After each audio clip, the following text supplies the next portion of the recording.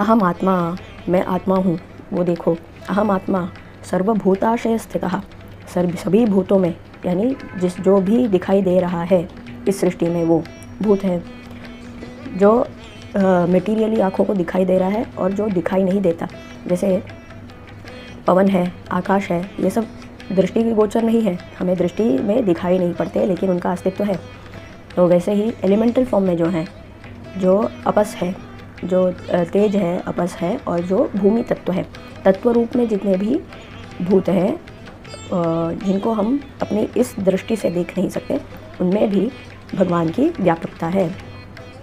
अहम आत्मा गुणाकेश सर्वभूताशय स्थितः, तो कहाँ पर? आशय स्थितः, सभी भूत के जो हृदय है, उसका जो हार्ट है, जहाँ से उसका जीव जो है वो प्रज्वलित होता है, प्रकाशित होता है, वहाँ पर मैं स्थित हूँ। सर्वभूताशय स्थितः अहम आदिश्च मध्यम च भूतानाम अंत एव च। अहम आदिश्च, मैं आदि हूँ, मैं मध्य हूँ, और मैं ही भूतानाम अंत एव च, और उन्हीं भूतों का अंत भी मैं ही हूँ। मैं उनका आदि हूँ, मैं ही मध्य हूँ, और उनका अंत भी मैं ही हूँ। इसको किस प्रकार से समझा जाए? भगवान ही आदि है, यानी किसी भी लिविंग एंटिटी के सोर्स रूप में। आत्मा यानी क्या? सोर्स, जिसमें से कोई चीज़ व्यक्त होती है या बाहर आती है।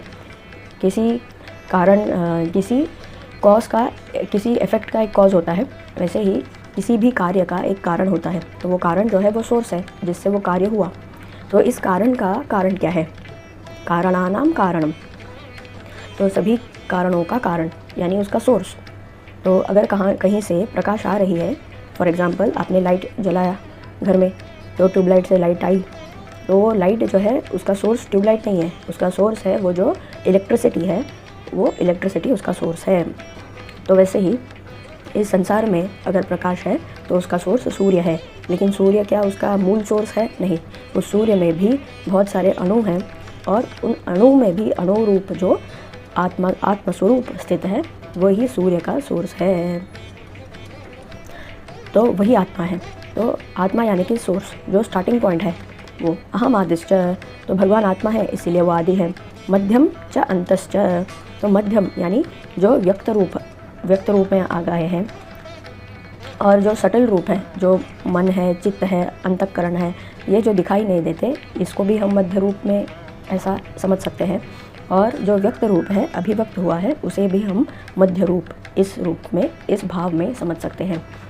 भूतानाम अंत एव च, और उनका अंत यानी उनका विलीन हो जाना, उनका फिर दृष्टिगोचर न होना, उनका व्यक्त रूप